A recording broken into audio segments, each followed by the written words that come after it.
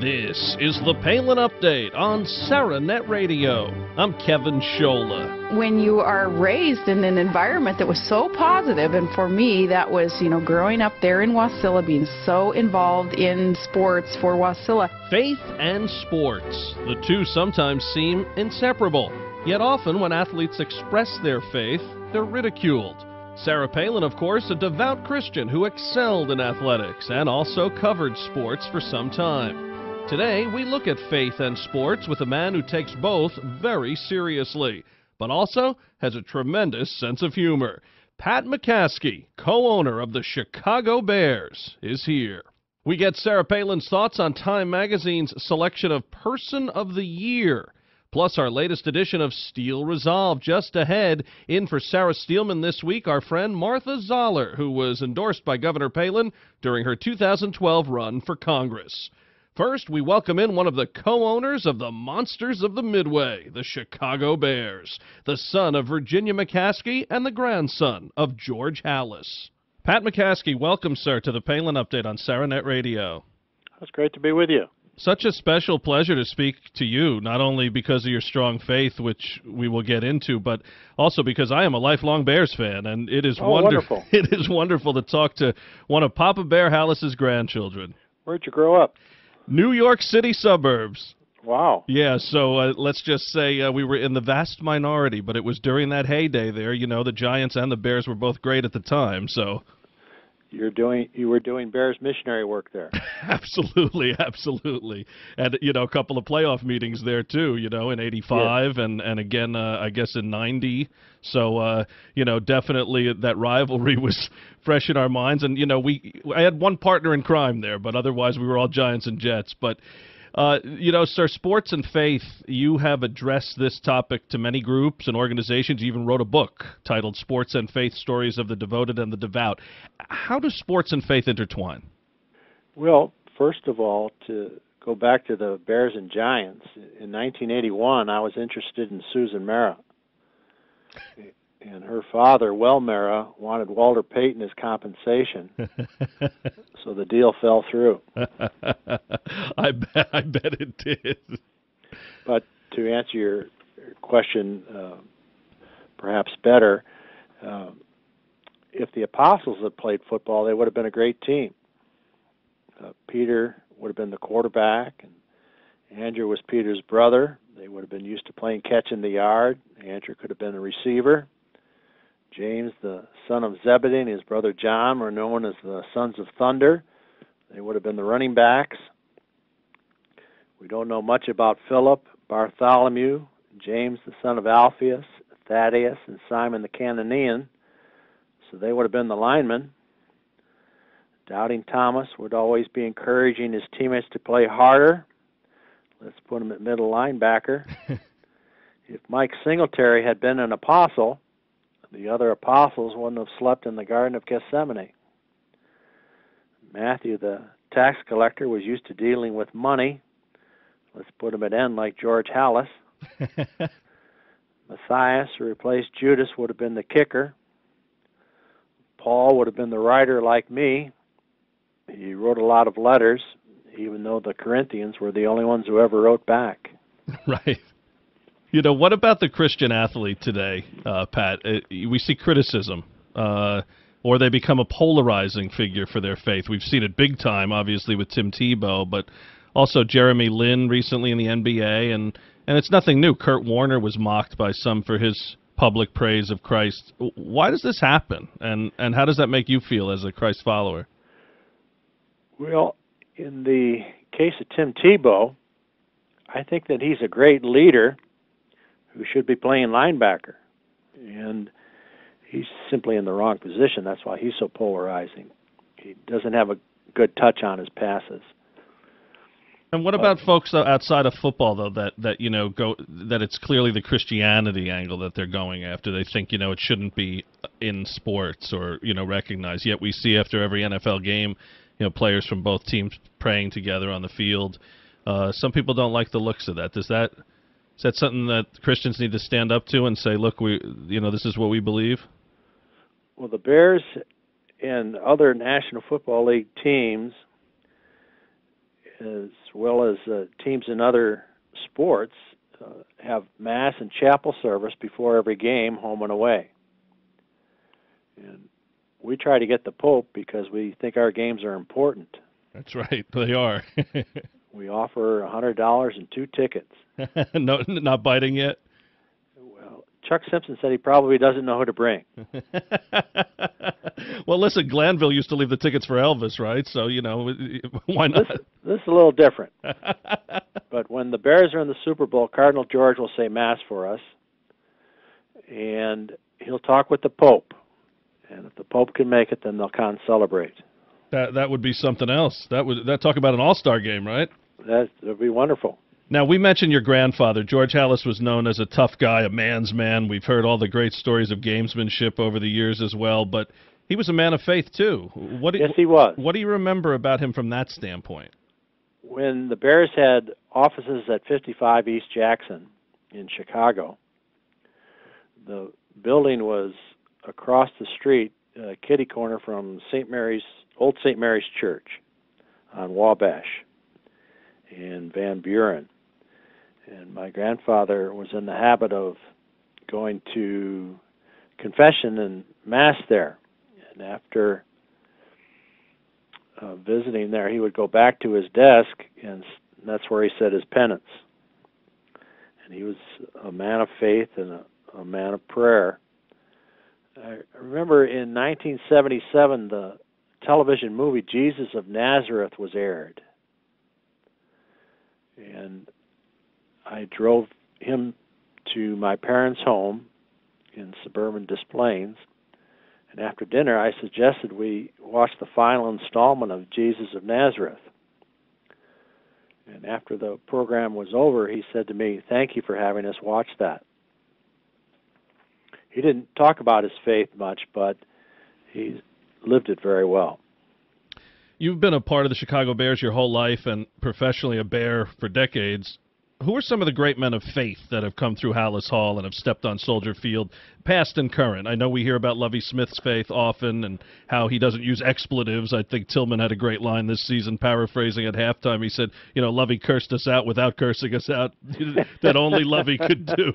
And I just laughed out loud when I heard that, and sure enough, they came back and won in the second half. But I see Devin Hester tweeting scripture from time to time.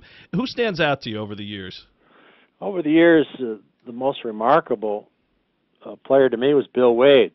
He was quarterback for the Bears from 1961 through 1966, and he was quarterback's coach in 1967.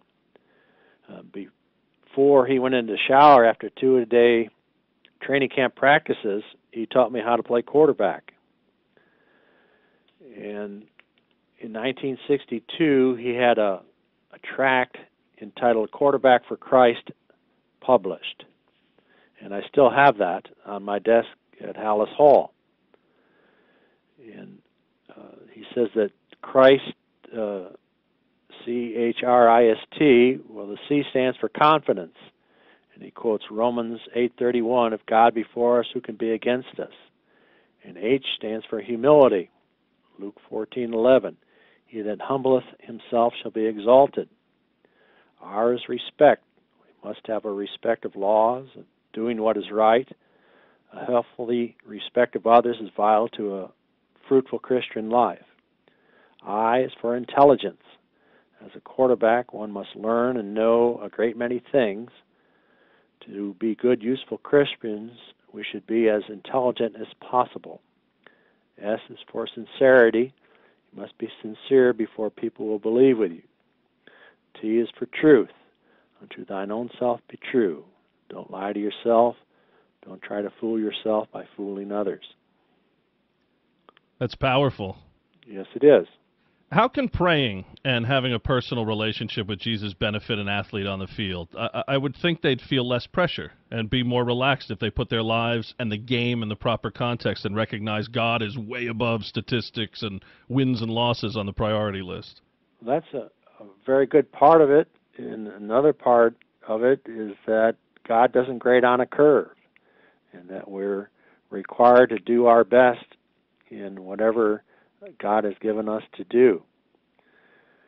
And so while we have faith that God will love us unconditionally, we also have the obligation to do the best we can. Does religion and politics come up a lot in the locker room of a professional team, and how do those who differ stay tight? I know Mike Ditka campaigned for Sarah Palin in 2008, and we've seen current players make statements. Jay Cutler's public support of Romney this past election. How does this stuff play on a team, and especially if the person in question is someone like a Governor Palin, whose Christianity is at the heart of what she does? We have a very good team of players and coaches and people who work for the Bears, and we're respectful of each other's religious beliefs and political beliefs. So in that context, we're doing very well. It seems that way, because I know you do run the gamut. You have people on all ends of the spectrum there, so that's good to hear. Pat, how's Mom? Doing very well. She is working out 3 days a week, and she's eating for nutrition, and she's going to church. So she's on her way to heaven. You know, over the years, I've had the great privilege of meeting many Bears, past and present, and I mean the greats, too, like Gail Sayers and Ed Sprinkle, Dan Hampton, current guys like Forte and Adonijah, just to name a few. But I got to tell you, perhaps my favorite was meeting your mom. I was in one of the Q&A sessions at the Bears convention back in 2005, and Tom Waddle was speaking, and I looked back, and all of a sudden, in walks Virginia McCaskey, and she very quietly took a seat. You may have been with her, actually. Yes. And she had a great Bears vest on with the sequin navy and orange. You know, not many even noticed, or I guess knew it was her. And when Waddle was done, I came over and introduced myself, and she was just so gracious and friendly, and really just a true honor to meet such a wonderful lady. I was with her, and it was great to meet you that day. And let's keep in mind that every one of my cells has 23 of her chromosomes. That's absolutely right. Who would have thought that such a lovely lady is one of the best Bears of all time, right? Yes, she's sensational. Well, Pat, I just have so many great memories and connections to your club. My grandfather bringing me a Mike Ditka autograph back from Chicago when I was a kid, and I wore 45 in high school because of Gary Fensick. And you'll love this. My friends and I talked to you about the New York suburbs. We lip-synced the Super Bowl Shuffle for our 6th grade talent show. Now, well, I hope you won. Well, it wasn't a contest, but I tell you what, this was in the New York City suburbs, too. You're talking all Giants and Jets fans. Only 2 of us up there were actually Bears fans. We recruited these other guys who got into the whole national thing of, the Bears, the Wild Bears of that year. And yet we got the raucous cheers. And the best part, as 6th grade guys, the 8th grade girls loved it. Well, that's terrific. And remember that the Giants and the Jets are doing very well for expansion teams. That's 1920. That's right. They weren't around anywhere near then. And you know what, sir? The Bears' passion has just continued. My daughter, in fact, her middle name is Lovey. Wonderful. We didn't think Butkus or Ditka would have worked. So it was between Sweetness, Gale, and Lovey, and Coach Smith knows all about her. Oh, that's terrific. Pat McCaskey, how can people learn more about sports and faith? Lots of community groups out there in Chicago and elsewhere? Yes, we have Sports Faith International as a website, and we have 16 people who have been inducted into the Sports Faith Hall of Fame, and we'll have another 3 added at the end of February. We also honor high school and college athletes, coaches, and teams from across the country. Well, that's wonderful. We'll definitely direct folks there. Sir, it's just great to speak with you. Please give regards to Mom and the whole team, and good luck the rest of the season. Bear down. All right. Pat McCaskey. For more on this true man of faith, please visit cmgbooking.com. That's cmgbooking.com. And also check out sportsfaithinternational.com. In a year that showcased bravery all over the world, from the teachers in Newtown to our fighting men and women overseas, Time Magazine has made its selection for Person of the Year, and they went with Barack Obama. Sarah Palin calls the selection of the president irrelevant, pointing out how he has not always followed the Constitution and instead has tried to change it. Governor Palin asks, what the heck has he done besides drive us over a fiscal cliff? And she also calls Time Magazine silly. The governor is not alone in her assessment.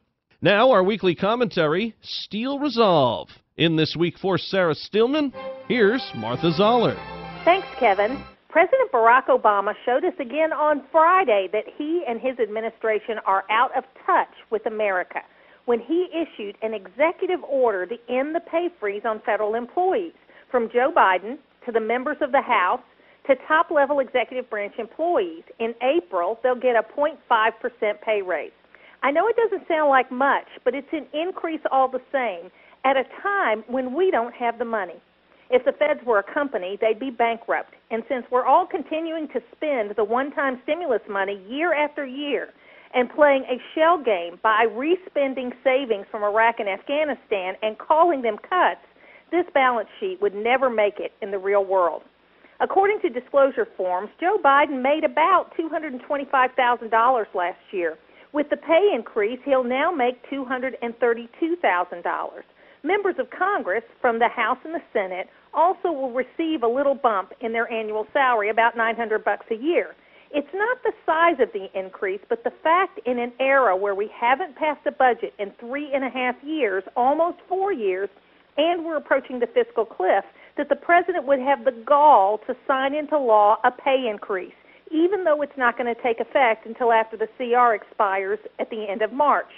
Leadership in Congress, including the Speaker of the House, will also get an increase.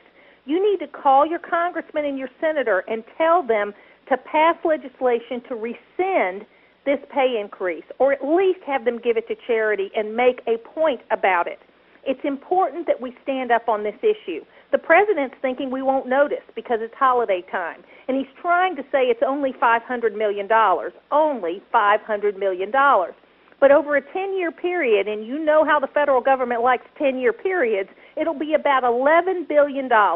And in my mind, and when I was running for Congress for the Map for Prosperity, which was my platform for the campaign, I said, and still support, and will still be supporting, if you don't pass a balanced budget in Congress, you ought not get a paycheck. We've got to push harder and be more responsible about your money.